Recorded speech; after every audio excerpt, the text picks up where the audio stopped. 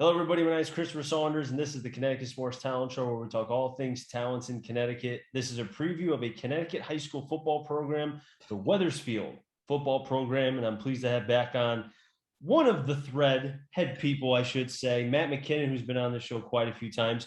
Coach McKinnon, first off, congratulations on getting married July 4th, and what a joyous moment for you and your beautiful wife. Yeah, thank you, Chris. I love coming on. Also love the thread and being on here, for them. And, always a good time getting together. The wedding went through after 15 months of shutdowns and, me and Jen are happy and, we made it. Hey, that's all that matters, man. And I hope for a safe, happy, and healthy, marriage throughout the rest of Thank you. both of your lives.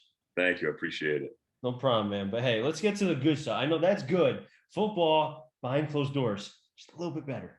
But Yeah. hey, I just want to say, first off, before we get into, obviously, I know OTA start tomorrow and such. How has it been as far as the summer leading up to OTAs for the Wethersfield football program? I think it's been very successful. Our parents, our community, our administration under Mike Maltesi, the athletic department, we we were allowed to go lift in the weight room, go outside, follow the mitigation strategies that were, for us to follow. And the kids did well. They showed up, they worked hard. That feeling of football came back. And, one of the main things my staff and I talked about was you saw these kids smiling again. They were out there and they know it's real. It's here. The season's here and they're excited. It's been since December 2020 since we've taken a snap. So it's going to be, it's going to be fun going into OTAs tomorrow. We've had a very successful summer and we're ready to, to start. As you were going through the summer, coach, with the players that you had, how were the numbers? Were they coming out in the 20s, 30s, 40s? Just talk to me about that. Yeah, so number wise, what we did was we had sophomores through seniors lift first. Freshmen met us on the field, and then the freshmen went in and lifted after. And sophomores through seniors were done after the conditioning part on the field. We were averaging vacations mixed in throughout the weeks. We're averaging, around 55 to 65 varsity kids. And then freshman wise, we're right around 25 for this season. So our numbers have been good. I'm happy for that. The staff loves it, and that's applauding the parents and the community, realizing how important football is to these kids and letting their kids come in and, take on adversity and lift in a kind of little different format. And, our numbers were well, and I was happy about that. You mentioned about the freshmen, how you met them before they went into to the weightlifting group. Was there any talk about having even the sophomores, juniors, not maybe the seniors, depending on who you felt, but just because of the loss over a year and a half of football, just wanted to get everybody together? Or did you feel like, you were comfortable with leaving them alone? Yeah, so we did a lot of leadership and introducing and team camaraderie on the turf. So we were probably out there for about 40 minutes, doing agility stations and all that. And freshmen are all mixed in with all the other kids. We do something, a competition period every day in practice where kids go against each other in some sort of drill. It's no contact. It's a drill, winner and a loser, and they compete, call each other out, to learn that. So freshmen started calling out older guys, and, it was good to see. And what we do every year in the spring, right before, or not the spring, right when summer starts, we have an intro day for the freshmen where the seniors, I have them teach the lifting program to the freshmen. And they'll go around the weight room, introduce themselves. They have to learn who they are in the group, and they'll teach each other the lifts. So the freshmen, when they come in, the ground's running mid-June, they already know the workout routine, how to squat properly and all that. And we put it on our seniors for leadership that way. And obviously the coaches are there as well. That's huge. That's massive to be able to have the players kind of teach the younger players, especially early on, because as you combine the loss of last season plus everything else, a lot, except for the seniors, really, everybody else is starting from square one, if not maybe square two. Yeah. So to have those, and how many seniors do you have this year, Coach? So right now we have 18 seniors. That's huge because how many on the offensive defensive side, if you don't mind me asking? So right now on the defensive side, there's a couple seniors on each side. The other spots are up for grab.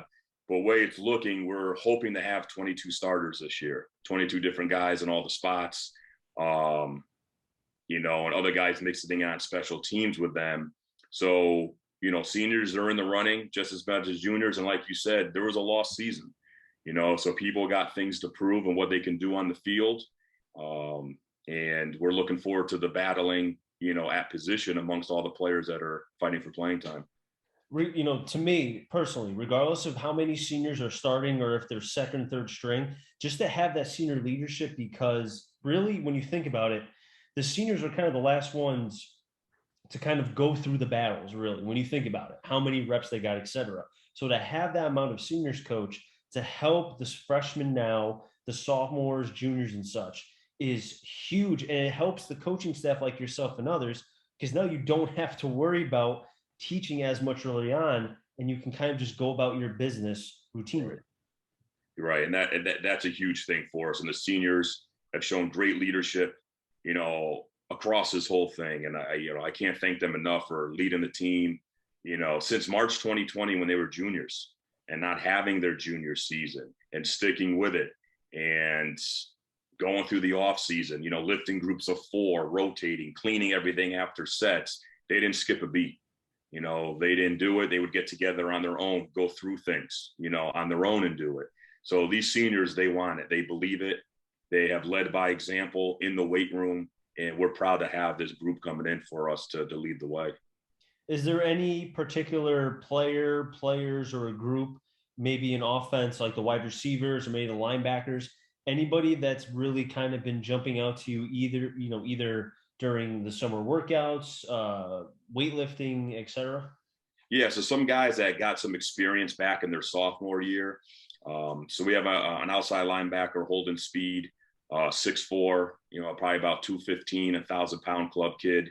He, he's been leading by example. He's just massive when he comes into the room, loves football. Tanner Healy will be a corner for us. He played in the playoff game and throughout the season at corner. And then our running back, TJ Smith, who got some time back when he was a sophomore, he's had a real good summer.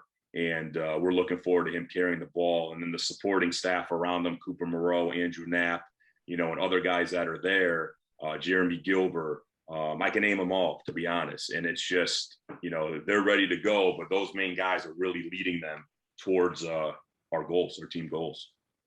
Is there any particular, I don't want to say position where maybe you're a concerned coach, but just early on, kind of looking at what you have, do you think this team is going to be a little bit different compared to past years that you've had because of the circumstances that we talked about? But also, too, you think about it, these young men have been hungry for football. They want to play. They want to be they want to be out there. I mean, I'm sure they would want to be out there 24 hours a day if they could. Yeah. Do you think that could kind of, in some ways, be beneficial because maybe they're more, not saying they weren't focused with you before, but maybe they're a little bit more in tune into what you're saying and they'll pick it up just like that? Yeah, and that's exactly right.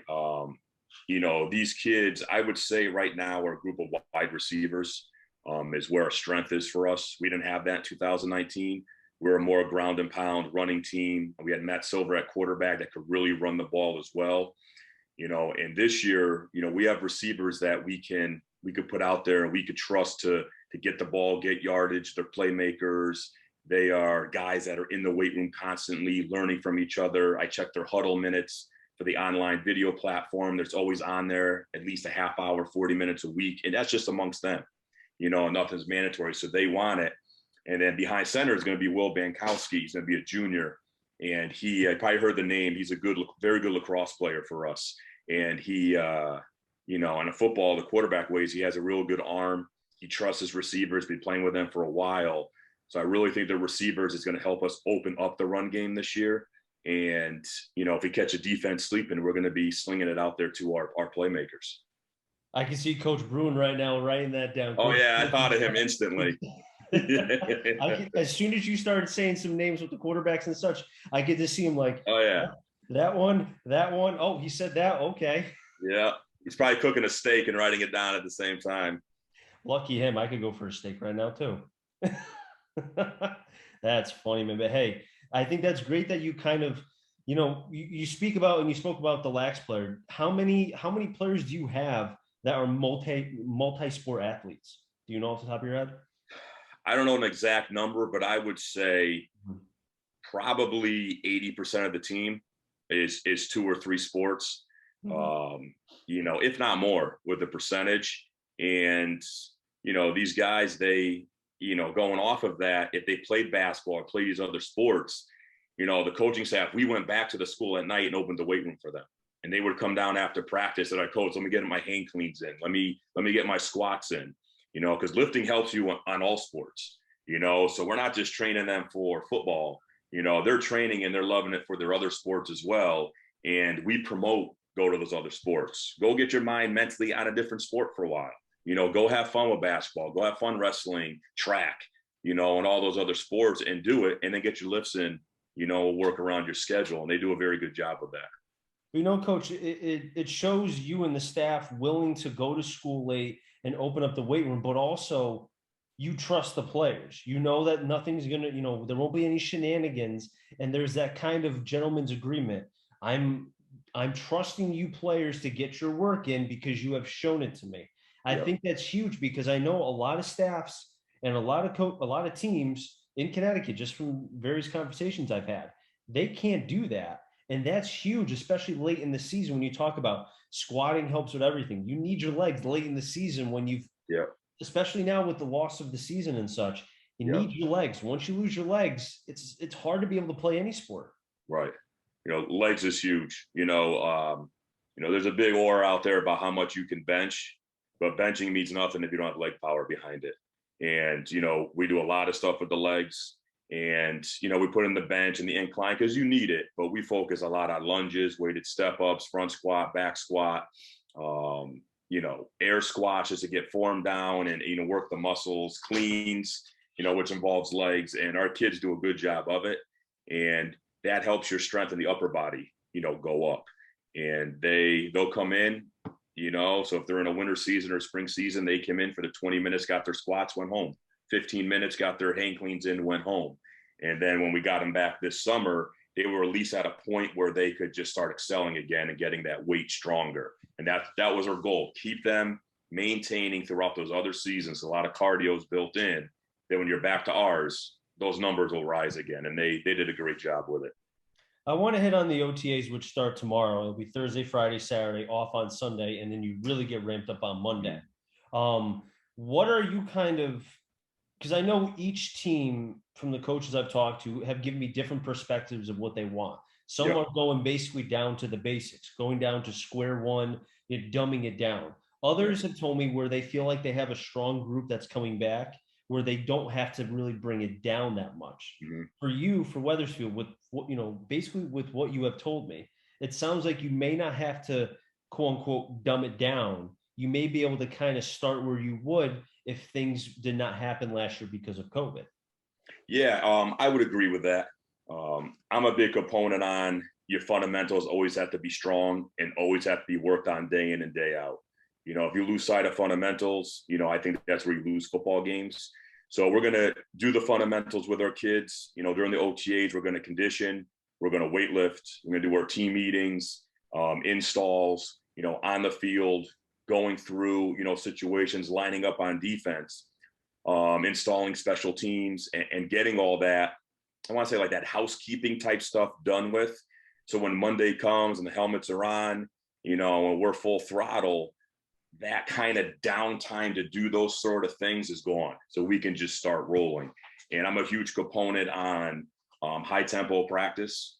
I don't believe in standing around ever for anything. No practice period is longer than 6 minutes, and we go from offense to defense to special teams at any point in the practice. So we get our kids prepared to see that, learn all the basics now the next 3 days, and then hit the ground running Monday, and that's our mindset going in as a staff. And film study's huge, and we'll be ready to go after these next couple of days. And the question I have for you, Coach, as far as you talked about, each, set practice, 6 minutes, et cetera, kind of going from station to station. Do you do that because, obviously with anybody, the attention span's only there for so long. And if things are dragged out, then you kind of lose those strong reps. It's like beating a dead horse. Yep. You could practice for an hour for whatever, but if you're only in it for a half, then you just wasted your other half hour Right. doing nothing. You didn't gain Right. anything from it. Is that why you do that? Yeah. And also, everything that we preach as a staff is game application. So when you look at a game on Friday night, you're going offensive, defensive, special teams at any point during that game. And if you time it, you're probably on offense or defense for about 4 to 5 minutes. And then you mentally have to change to that third phase of the game. So we practice like that. So you may go from red zone offense, for 5, 6 minutes, right into punt, back into goal line defense, and then go into individual defense. We never do the same order every day. We want the kids constantly, transitioning in their mind. What do I have to focus on? And it goes with attention span, and it's huge with that. Early on in preseason camp, it might be a little bit longer because those basics got to get in there. But I have a deal with the kids. After stretch 2-hour practice, that's it. And if they go high tempo and they go through the practice periods and there's no transition, wasted time, if you can't get in 2 hours, you shouldn't be doing it, in my opinion. So they know that, they know the deal is, all right, we stretch, we got 2 hours all in, let's get after it. And they're out of there by 5:55. And that's my promise to them. And that's on them to lose it and add the time, because if they're not focused, but it's worked well in the past. It puts them in positions to mentally, okay, we were on offense, a quarterback say threw a pick in a team session. Well, now you got to change your mindset right now to go play defense if you're starting on defense as well. So we kind of make our practice periods based off of that and getting them mentally ready for the game just as much physically. How has the staff been amongst yourselves? Are you guys kind of back to where you feel like you're back up to game speed in a sense? Because I feel like no matter how long you guys are gone for, it usually takes a couple minutes just to be like, all right, I'm back. All right, I got to get back into this a little bit. Yeah, I mean, I think the summer really helped when we were all together. A lot of the guys on the staff are teachers. So we have the summers off where we can all be there in the weight room in the morning. So we had out of all of our coaches, I bet you at least 7 guys there in the morning and, with the kids. And it was good to get that family bond going again all together because of the grouping you had to do all year. You saw certain kids, certain days, certain times. Some coaches could be there, they couldn't.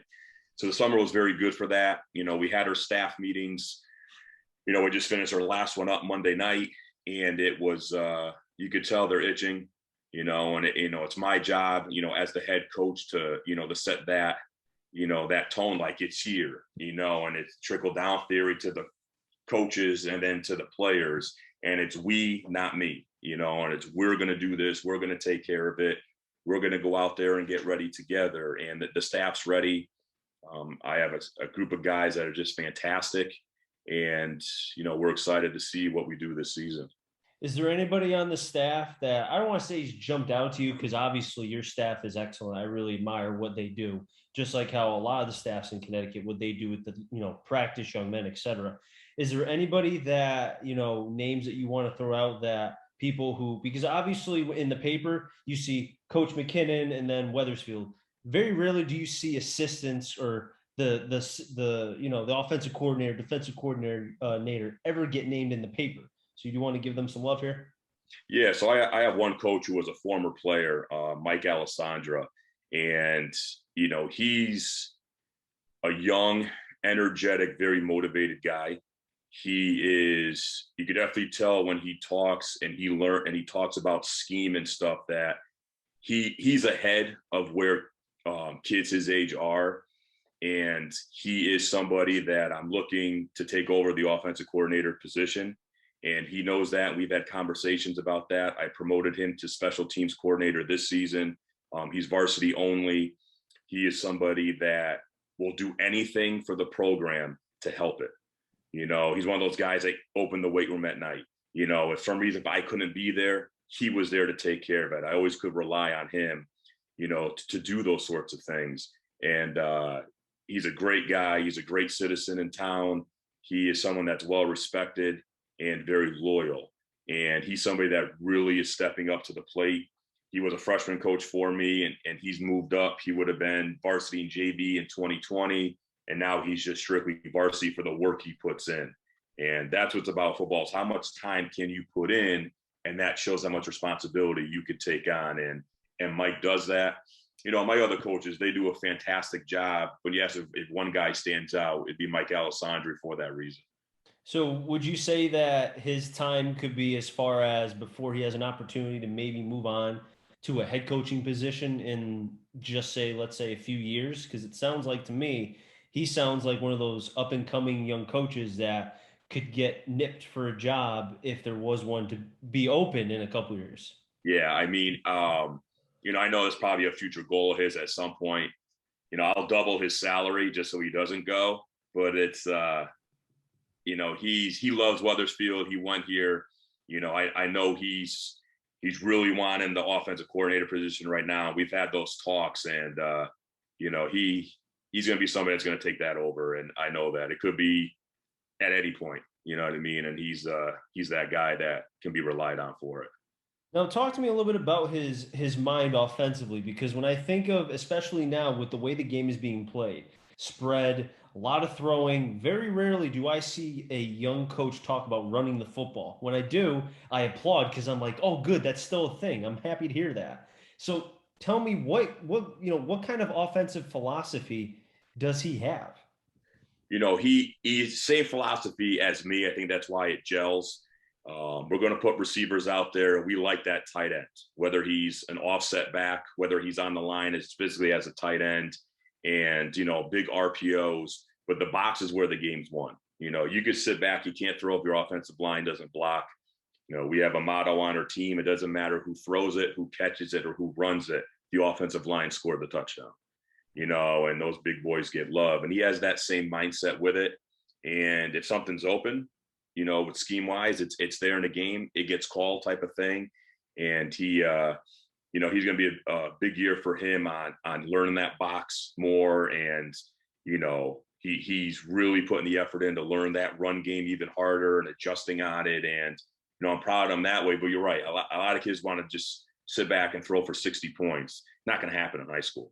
I mean, you don't have that 6'4" quarterback that can sling it down the field with all those star receivers. So it's you got to be able to run the football, and his mindset very similar to mine with that.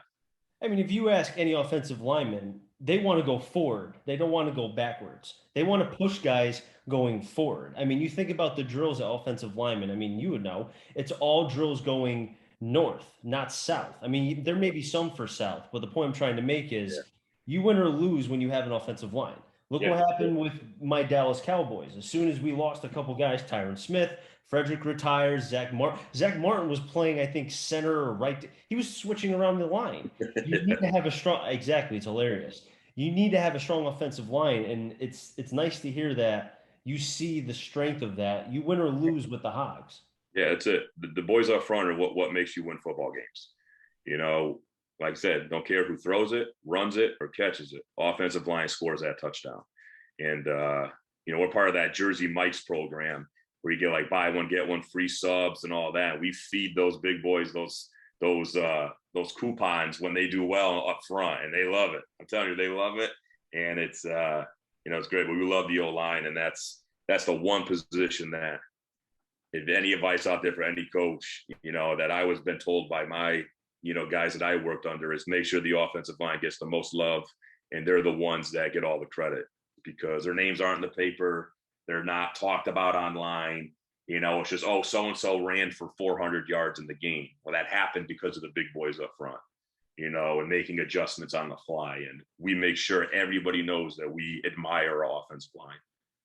I think it needs to change, though, as far as the offensive linemen need to get some recognition. I think it needs to be mentioned either through the media with tweets or whatever it is, because I feel like you mentioned, it's one of those positions, and even defense, there's a couple positions too where you really don't. Obviously, you hear about the defensive ends and the tackles, but unless there's an interception, you very rarely are going to hear, oh, the corner had a nice defensive tackle or a nice whatever you want to call it. Yeah, You don't right. think about it that much. No, you don't, especially at corner, because if you're good, you don't get thrown at. So your name never comes up. It's the Darrell Revis rule. Revis, oh, he only had 2 interceptions this year. Yeah, but you know what? They only threw to him 5 times. So, I mean, throughout the year. So but that doesn't get recognition because there's no big play that comes out of it. But as coaches, we know that guy is playing his tail off out there, when we grade each player after every game. So we recognize that sort of stuff. We make sure we bring it to the team and community's attention when we give them love. Now, Coach, I would ask you about as far as the upcoming season, but obviously you haven't even had OTAs yet, so that'd be a dumb question to ask. But I do want to ask, so kind of, as before I get into my final question, Yeah. with you, I just want to know kind of looking at how hard is it with all of the energy that I'm sure is going to be there tomorrow and next week and through right before your first game. How hard is it going to be to try to harness it, but also because there's one thing to have a lot of energy and it's good to have it, but you don't want to have too much to where then that first game or two you're burnt out because you used it all in practice. Yeah. I think it's a good balancing act of one, it's going to be how we structure the days and, sending them home in between double sessions so they get their mind off of it. They can relax a little bit, high tempo periods in practice. Like I said, keeping that rule of 2 hours, or they're not out there for 3.5 hours and half your kids are standing there while you're trying to rep something and fix it with 4 or 5 kids out there. As coaches, we want to do that. But when you look at the overall picture, limiting some of that where it is, if they're doing well, slice some time off before scrimmages, and it's going to be a day-to-day thing. Like we did very well with this. We could trim a little bit off tomorrow, go to this. And I think keeping things new and fresh with them so they mentally stay focused. And when they're learning it, their energy's down so they could absorb it. And then once, game week hits Friday, September 3rd, we are going to be, that energy is going to be through the roof at that point. And it's, I think it's for the whole state. I'm proud of everybody that's been through this. And when September 3rd comes and game scrimmages are over, we're all going to be smiling and saying, we did it. We got here and let's go type of mindset. And you mentioned as far as, we did it, we got here and everyone's excited. Another thing that I saw a couple weeks ago that was actually passed was the Connecticut Football Alliance about having the new playoff system. And I think, and I want to get your take on it, but I think my opinion is I think it's great because now you now are rewarding and you're promoting not just better competition, but now you may see more out of league. Like you may see teams who typically don't go outside of their conference will now go outside. And like I said, the better games, just much more competitive, and we don't have to wait till the playoffs to see it. Right. And, anything expanding the playoffs will be beneficial for the game of football in Connecticut. You look at the other sports, I mean, basketball just fills in their brackets to get 32 teams or whatever it is. And you have teams with 3 wins, 2 wins out of a 20-game schedule making the playoffs. And, you go 8-2, you may not get in with football. So it is, something where I think will, be very beneficial for the kids, whether it's, 5 or 6 classes of 8 or keeping the 4 classes and making it 16. I think however you get more teams in the playoffs is the best way to make football keep getting better in the state of Connecticut because all the coaches want it. The players want it. We had Google Forms come to us. And it's passed because you got to do a whole vetting process for it. We want it. I know athletic directors want it. So the holdup's going to be is CIAC going to pass it. And it's as coaches, the guys involved in the game, we want it. And I talk to a lot of guys throughout the state, whether it's on the phone, I'm seeing them, and everybody wants it for the kids. If you get destroyed in your first game, you made it. You know what I mean? At least there's no what ifs. There's no what ifs with that, with the teams. And I think the opinions of the coaches and the players involved in football that has to be taken into consideration over anything else because football is a year-round program and these kids deserve a playoff chance, especially if they go 7-3, they should be in. You should be in 100% into the playoffs. And I'm hoping that CIAC recognizes that and makes the right move come 2022. In football, you have to win 80% of your games currently right now to have a chance, if not A better. chance, yeah. In other sports, like you mentioned, basketball, you're filling in the brackets. Baseball, same thing. You could win 30% of your games and still get in. I Right. can't tell you throughout my years of broadcasting in the NVL how many 7-3 teams that I saw did not make the playoffs. Even 8-2, I did not see make the playoffs a couple times. And I said, and I was like, how? And then they could have beaten some of the teams if they made it. So I Yep. think it's great, and I'm all for expanding it. Now, there's a certain number where it's like I don't want to put in teams if they don't deserve it. Exactly. I think there's a certain point because I'm a big proponent of everybody should not get a trophy. This is not Right. everybody gets it. But Right. if you're worthy and deserving of it and you have the 7-3, 8-2, you should be in there. And if you have a Right. loss or two, it's okay. You can lose a couple games. It happens. These are high Right. school kids. This is not the Exactly. pros. Exactly. I mean, in the injury bug, it's not like it's the NFL where someone gets injured, they go in and they get worked on 24/7 and they're back in a week. Some of our kids twist an ankle, that's 3 weeks. So if your running back goes down with an ankle, it's 3 weeks right then and there. So if you have your three toughest games coming up, maybe you get one or two of them, but now it allows that kid to come back and not feel like he let the team down for the season. And I'm a huge component of getting more teams in. If it stays 4 championships and you add more teams, let's do it. And it's something. I know there's a lot of logistics, with Thanksgiving involved. And if you got more teams, you got to start it earlier. But I think that's the way to go. I don't think it's fair for winter coaches to have players miss a little bit of time when their season starts. I would not like it if it was my players. So it is, I think there's a lot of conversation that's got to happen about it, whether that the way they keep revamping it over the years. But for 2022, I really hope the CIAC awards that and allows, a few more teams in per class. Coach, I could talk to you forever, but I don't want to keep you away from your beautiful wife. I really do appreciate you coming on, and I wish you nothing but the best of luck this season with the Wethersfield football program. You got to let me know how you guys do because I want to get you back on, regardless Yeah. of Oh what yeah. the record is. Yeah. Oh yeah. I love coming on. Thank you so much. Shout out to the thread, Wethersfield community, and thanks for everything you do, especially during the quarantine time and the shutdowns. And you kept sports alive through social media, and the kids love it. I know they do. We love coming on. I love talking football, and thank you again. Appreciate it, Chris. No problem. Anytime, man. That wrap things up in the Connecticut Sports Talent Show. So until next time, stay safe. And remember, CT stands for Connecticut Talent. I'm our journey to find them all. Enjoy the rest of your day, everybody, and be well.